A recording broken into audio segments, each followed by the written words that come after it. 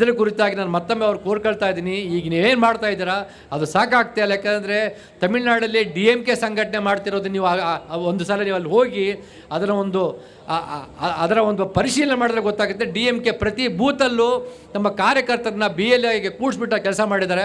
ಅಷ್ಟು ಮಾಡಿದ್ರೆ ಸಹ ಅಲ್ಲಿ 74 ಲಕ್ಷ ಜನಸಂಖ್ಯೆಯನ್ನು ಹೊರಗಡೆ ಹಾಕಿದ್ದಾರೆ ಅಂತಂದರೆ ನೀವು ಅದರ ಒಂದು ತೀವ್ರತೆಯನ್ನು ಅರ್ಥ ಮಾಡ್ಕೊಳ್ಬೇಕು. SIR ಅನ್ನು ಬಲವಂತವಾಗಿ ಕರ್ನಾಟಕದ ಮೇಲೆ ಹೇರಲು ಬಂದರೆ ಕರ್ನಾಟಕ ಸಹಿಸುವುದಿಲ್ಲ. ಅಂಬೇಡ್ಕರ್ ಮತ್ತು ಸಂವಿಧಾನ ನೀಡಿದ ಸಾರ್ವತ್ರಿಕ ಮತದಾನದ ಹಕ್ಕನ್ನು ಕಸಿದುಕೊಳ್ಳಲು ಬಿಡುವುದಿಲ್ಲ. ಕೆಲವರನ್ನು ಹೊರಗುಳಿಸಿದರೆ ಅವರು ನುಸುಳುಕೋರರು ಎಂಬುದನ್ನು ನೀವೇ ಸಾಬೀತುಪಡಿಸಬೇಕು. ಒಂದು ಸುಪ್ರೀಂ ಕೋರ್ಟ್ ವಿಚಾರಣೆ ನಡೀತಾ ಇದೆ. ಸುಪ್ರೀಂ ಕೋರ್ಟಲ್ಲಿ ನಡೀತಿರುವಂಥ ವಿಚಾರಣೆ SIR ರದ್ದಾಗಬೇಕಂತಲೇ ಇರುವಂಥದ್ದು. ಆದರೆ ಸುಪ್ರೀಂ ಕೋರ್ಟ್ ಇತ್ತೀಚಿನ ದಿನಗಳಲ್ಲಿ ಯಾವುದನ್ನು ವಿಚಾರಣೆಗೆ ತಗೊಳ್ಳುತ್ತೋ ಆ ವಿಚಾರಣೆಗೆ ಸಂಬಂಧಪಟ್ಟಂಥ ವಿಷಯವನ್ನು ಜಾರಿಗೊಳಿಸೋದಕ್ಕೆ ಸ್ಟೇ ಕೊಡ್ತಾ ಇಲ್ಲ. ಇದಕ್ಕೆ ಉತ್ತಮ ಉದಾಹರಣೆ EWS 10%. EWS 10%ನ ವಿಚಾರಣೆ ನಡೀತಾ ಇತ್ತು, ಆದರೆ ಅದನ್ನು ಜಾರಿಗೊಳಿಸೋದಕ್ಕೆ ಸ್ಟೇ ಆರ್ಡರ್ ಕೊಡಲಿಲ್ಲ. ಆದರೆ UGC ಎಕ್ವಿಟಿ ಬಿಲ್ಸ್ ಅದಕ್ಕೆ ಸ್ಟೇ ಆರ್ಡರ್ ಕೊಡ್ತು. ಯಾತಕ್ಕೆ ಕೊಡ್ತು ಅಂತ ನಿಮಗೆಲ್ಲ ಗೊತ್ತಿದೆ. ಯಾತಕ್ಕೆ ಇದನ್ನು ಹೇಳ್ತಾ ಇದ್ದೀನಿ ಅಂದರೆ ಸುಪ್ರೀಂ ಕೋರ್ಟಲ್ಲಿ ವಿಚಾರಣೆ ನಡೀತಾ ಇದೆ. ನಾಳೆ ವಿಚಾರಣೆ ನಂತರ ಯಾವ ತೀರ್ಪು ಬರುತ್ತೋ ಗೊತ್ತಿಲ್ಲ. ಒಂದು ವೇಳೆ SIRನ ರದ್ದುಗೊಳಿಸೋದಕ್ಕೆ ಅನುಮತಿ ಕೊಡದೇ SIR ಮುಂದುವರಿಯುತ್ತೆ ಅನ್ನುವಂಥ ತೀರ್ಪು ಬಂದರೂ ಸಹ ನಾವೇನು ಮಾಡಬೇಕಂತ ಈಗಲೇ ಎಲ್ಲರೂ ಒಂದು ಸಂಘಟಿತರಾಗಿ ಚರ್ಚೆ ಮಾಡಿ ಅದಕ್ಕೊಂದು ಆ್ಯಕ್ಷನ್ ಪ್ಲ್ಯಾನ್, ಅದಕ್ಕೊಂದು ಕಾರ್ಯಯೋಜನೆ ರೂಪಿಸ್ಕೊಳ್ಬೇಕಾಗತ್ತೆ ಸುಪ್ರೀಂ ಕೋರ್ಟ್ನ ತೀರ್ಪಿನ ನಂತರ. ಮೊದಲನೇದು. ಎರಡನೇದು, ಕಾಂಗ್ರೆಸ್ ಪಕ್ಷದ ಜವಾಬ್ದಾರಿ. ಈಗಾಗಲೇ GC ಚಂದ್ರಶೇಖರ್ ಅವರು ಹೇಳಿದ್ದಾರೆ ಕಾಂಗ್ರೆಸ್ ಪಕ್ಷ ಏನೇನು ಮಾಡ್ತಾ ಇದೆ ಅಂತೇಳಿ. ನಿಜಕ್ಕೂ ಹೇಳ್ತಾ ಇದ್ದೀನಿ, ನಾವು ಕಾಂಗ್ರೆಸ್ ಪಕ್ಷದ ಬಗ್ಗೆ ನಿರೀಕ್ಷೆಗಳಿದ್ವು. ಆ ನಿರೀಕ್ಷೆ ನಮ್ಮ ನಿರೀಕ್ಷೆಗೆ ಮಟ್ಟಕ್ಕೆ ಇಲ್ಲ ಅಂತ ನಾನು ವಿಷಾದದಿಂದ ಹೇಳಕ್ಕೆ ಬಯಸ್ತಾ ಇದ್ದೀನಿ. ಯಾಕೆಂದರೆ ಇವತ್ತು ಕಾಂಗ್ರೆಸ್ ಪಕ್ಷ 135 ಸ್ಥಾನಗಳೇನು ಬಂದಿದ್ದಾವೆ, ಆ ಸ್ಥಾನಗಳು ಬರೋದಕ್ಕೆ ದಲಿತರು, ಮಹಿಳೆಯರು ಮತ್ತು ಮುಸ್ಲಿಮರು ಒಗ್ಗಟ್ಟಾಗಿ ಸಂಘಟಿತರಾಗಿ ಮತ ಕೊಟ್ಟಿದ್ದ ಕಾರಣಕ್ಕೆ ಅವರಿಗೆ 135 ಸ್ಥಾನಗಳು ಬಂದಿದ್ದಾವೆ. ಆದರೆ ಇವತ್ತು SIR ಕಾರಣಕ್ಕೆ ದಲಿತರು, ಮುಸ್ಲಿಮರು ಮತ್ತು ಮಹಿಳೆಯರು ಅತಿ ಹೆಚ್ಚಿನ ಸಂಖ್ಯೆಯಲ್ಲಿ ಮತದಾರರ ಪಟ್ಟಿಯಿಂದ ಹೊರಗೆ ಹೋಗ್ತಾ ಇದ್ದಾರೆ. ಇದರ ಕುರಿತಾಗಿ ನಾನು ಮತ್ತೊಮ್ಮೆ ಅವ್ರು ಕೋರ್ಕೊಳ್ತಾ ಇದ್ದೀನಿ. ಈಗ ನೀವೇನು ಮಾಡ್ತಾ ಇದ್ದೀರಾ ಅದು ಸಾಕಾಗ್ತಾ ಇಲ್ಲ. ಯಾಕಂದರೆ ತಮಿಳುನಾಡಲ್ಲಿ DMK ಸಂಘಟನೆ ಮಾಡ್ತಿರೋದು ನೀವು ಒಂದು ಸಲ ನೀವು ಅಲ್ಲಿ ಹೋಗಿ ಅದರ ಒಂದು ಪರಿಶೀಲನೆ ಮಾಡಿದ್ರೆ ಗೊತ್ತಾಗುತ್ತೆ. DMK ಪ್ರತಿ ಬೂತಲ್ಲೂ ನಮ್ಮ ಕಾರ್ಯಕರ್ತರನ್ನ BLAಗೆ ಕೂಡಿಸ್ಬಿಟ್ಟು ಕೆಲಸ ಮಾಡಿದ್ದಾರೆ. ಅಷ್ಟು ಮಾಡಿದ್ರೆ ಸಹ ಅಲ್ಲಿ 74 ಲಕ್ಷ ಜನಸಂಖ್ಯೆಯನ್ನು ಹೊರಗಡೆ ಹಾಕಿದ್ದಾರೆ ಅಂತಂದರೆ ನೀವು ಅದರ ಒಂದು ತೀವ್ರತೆಯನ್ನು ಅರ್ಥ ಮಾಡ್ಕೊಳ್ಬೇಕು. ಮತ್ತು ಕಾಂಗ್ರೆಸ್ ಪಕ್ಷಕ್ಕೆ ಇದೊಂದು ಜನಗಳ ಜೊತೆಗೆ ಸಂಪರ್ಕ ಸಾಧಿಸಲಿಕ್ಕೆ ಅಗತ್ಯವಾದಂಥ ಒಂದು ಅವಕಾಶ ಸಿಕ್ಕಿದೆ. ಹೀಗಾಗಿ ಮತ್ತೆ ನಾವು ಕಾಂಗ್ರೆಸ್ನವರನ್ನು ಕೇಳ್ತಿರುವಂಥದ್ದು, ಈಗ ನೀವು ಮಾಡ್ತಿರುವಂತಹ ಈ SIRಗೋಸ್ಕರ ನೀವು ಮಾಡ್ತಿರುವಂತಹ ತಯಾರಿ ಇದೆಯಲ್ಲ, ತಯಾರಿ ಸದ್ಯಕ್ಕೆ ಸಾಕಾಗ್ತಾ ಇಲ್ಲ. ಅದೇ ರೀತಿ ಕಾಂಗ್ರೆಸ್ಸೇತರ ಮುಖ್ಯವಾಹಿನಿ ಪಕ್ಷಗಳಿದ್ದಾವೆ ಕರ್ನಾಟಕದಲ್ಲಿ, ಕಮ್ಯುನಿಸ್ಟ್ ಪಕ್ಷಗಳಿದ್ದಾವೆ. ಅವರು ಆಲ್ರೆಡಿ ಅದರ ಬಗ್ಗೆ ಶಿಬಿರಗಳನ್ನು ಶುರು ಮಾಡಿದ್ದಾರೆ, ಅದರ ಬಗ್ಗೆ ಚರ್ಚೆಗಳನ್ನು ಶುರು ಮಾಡಿದ್ದಾರೆ. ಆದರೆ ಅದರ ಆಚೆಗೆ ಸಂಘಟನೆಯಾಗಿ ಮತ್ತೊಮ್ಮೆ ಈ ಕುರಿತಂತೆ ಇನ್ನಷ್ಟು ವಿಸ್ತರಿಸ್ಕೊಳ್ಬೇಕಂತ ಹೇಳ್ಬಿಟ್ಟು ಕಾಂಗ್ರೆಸ್ಸೇತರ ಕಮ್ಯುನಿಸ್ಟ್ ಪಕ್ಷಗಳನ್ನು ಮತ್ತು ಇತರೆ ಪಕ್ಷಗಳನ್ನು, ಆಮ್ ಆದ್ಮಿ ಪಕ್ಷ ಆಗಿರ್ಬೋದು ಅಥವಾ ಇನ್ನು ಇತರೆ ಪಕ್ಷಗಳನ್ನು ಕೂಡ ನಾನು ಕೇಳ್ತಾ ಇದ್ದೀನಿ. ನಾಗರಿಕ ಸಂಘಟನೆಗಳು, ಸಾಮಾಜಿಕ ಸಂಘಟನೆಗಳು ಭಾಳ ದೊಡ್ಡ ಮಟ್ಟದಲ್ಲಿ ಕೆಲಸ. ಯಾಕಂದರೆ ಇದರಿಂದ ವಂಚಿತರಾಗ್ತಿರುವಂಥವ್ರು ವಂಚಿತ ಸಮುದಾಯಗಳು, ಮಹಿಳೆಯರು, ಕಾರ್ಮಿಕರು, ಕೂಲಿ ಕಾರ್ಮಿಕರು ಇದರಿಂದ ಅತಿ ಹೆಚ್ಚಿನ ಸಂಖ್ಯೆಯಲ್ಲಿ ವಂಚಿತರಾಗ್ತಾ ಇದ್ದಾರೆ. ಮತ್ತು ಸಾಮಾಜಿಕ ಸಂಘಟನೆಗೆ ಇದೊಂದು ನೆರೇಷನ್ ಸಿಕ್ಕಿದೆ. ಈ ನೆರೇಷನ್ನ ಬಳಸ್ಕೊಂಡು ಮುಂದಕ್ಕೆ ಹೋಗೋಕ್ಕೆ ಅನುಕೂಲ ಆಗುತ್ತೆ. ಇವರು ಮುಂದಿರುವಂಥ ದೊಡ್ಡ ಸವಾಲು ನಮ್ಮ ಮುಂದಿದೆ.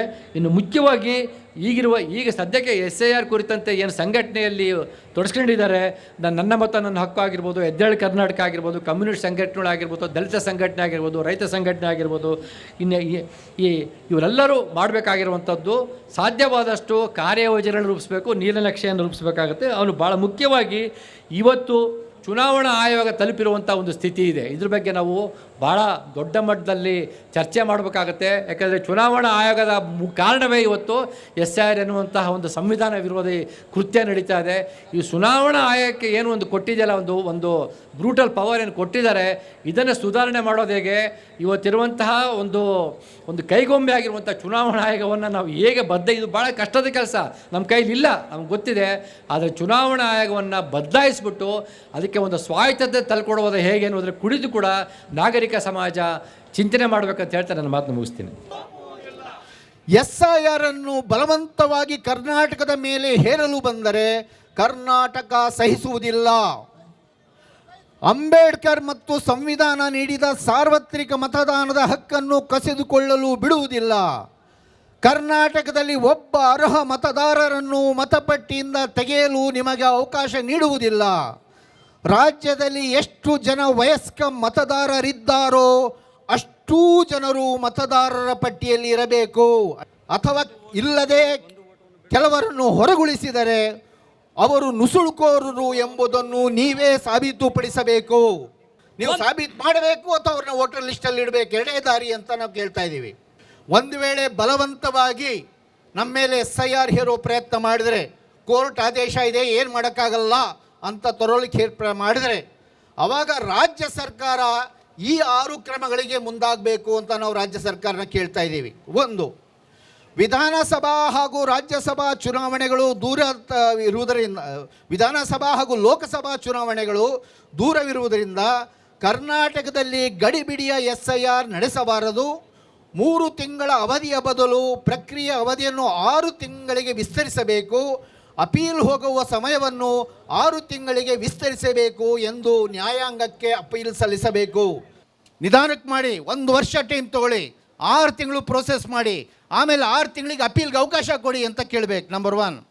2, ಈ ಸಂಕೀರ್ಣ ಪ್ರಕ್ರಿಯೆಯಲ್ಲಿ ಸಂಕಷ್ಟ ಅನುಭವಿಸುತ್ತಿರುವ ಜನರಿಗೆ ನೆರವಾಗಲು ಎಲ್ಲ ಗ್ರಾಮ ಪಂಚಾಯಿತಿ ಮತ್ತು ವಾರ್ಡ್ಗಳಲ್ಲಿ, ಪ್ರತಿಯೊಂದು ಗ್ರಾಮ ಪಂಚಾಯಿತಿ ಮತ್ತು ವಾರ್ಡ್ಗಳಲ್ಲಿ ಮತದಾನ ನೆರವು ಕೇಂದ್ರಗಳನ್ನು ತೆರೆಯಬೇಕು.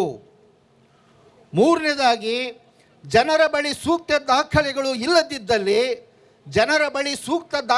ಇಲ್ಲದಿದ್ದಲ್ಲಿ ವಾಸ ದೃಢೀಕರಣ ಪತ್ರ ಮತ್ತು ಜಾತಿ ಪ್ರಮಾಣ ಪತ್ರಗಳನ್ನು ತ್ವರಿತವಾಗಿ ಜನರನ್ನು ಕಾಡಿಸದೆ ನೀಡುವಂತೆ ಎಲ್ಲ ಅಧಿಕಾರಿಗಳಿಗೆ ಸರ್ಕಾರ ಕಟ್ಟುನಿಟ್ಟಿನ ಆದೇಶ ನೀಡಬೇಕು. 4, ಕೇಂದ್ರ ತಯಾರಿಸಿರುವ SIR ಪರಿಷ್ಕೃತ ಮತಪಟ್ಟಿಯ ಮೇಲೆಯೇ ಅವಲಂಬಿಸದೆ ಸ್ವತಂತ್ರವಾಗಿ ಮತಪಟ್ಟಿಯ ಪರಿಷ್ಕರಣೆ ನಡೆಸಿ ರಾಜ್ಯದ ಮತದಾರರ ಪಟ್ಟಿಯನ್ನು ಸೂಕ್ತ ವಿಧಾನಗಳ ಮೂಲಕ ಸಮರ್ಥ ರೀತಿಯಲ್ಲಿ ಸಿದ್ಧಪಡಿಸುವಂತೆ ರಾಜ್ಯ ಸರ್ಕಾರ ರಾಜ್ಯ ಚುನಾವಣಾ ಆಯೋಗವನ್ನು ಕೋರಬೇಕು. ಕೊನೆಯದಾಗಿ ಮತ್ತು ಬಹಳ ಮುಖ್ಯವಾಗಿ, ಚುನಾವಣಾ ಆಯೋಗದ ಮ್ಯಾನ್ಯುಯಲ್ನಲ್ಲೇ ಇರುವಂತೆ ಕರಡು ಪಟ್ಟಿ ತಯಾರಾದ ನಂತರ ಕರಡನ್ನು ಗ್ರಾಮ ಸಭೆ ಹಾಗೂ ವಾರ್ಡ್ ಸಭೆಗಳನ್ನು ಕರೆದು ಕರಡನ್ನು ಎಲ್ಲರ ಸಮ್ಮುಖದಲ್ಲಿ ಮಂಡಿಸಿ ಸಾರ್ವಜನಿಕವಾಗಿ ತಿದ್ದುಪಡಿಗಳ ಪರಿಶೀಲನೆ ನಡೆಸಿ ಪಟ್ಟಿಯನ್ನು ಅಂತಿಮಗೊಳಿಸಬೇಕು.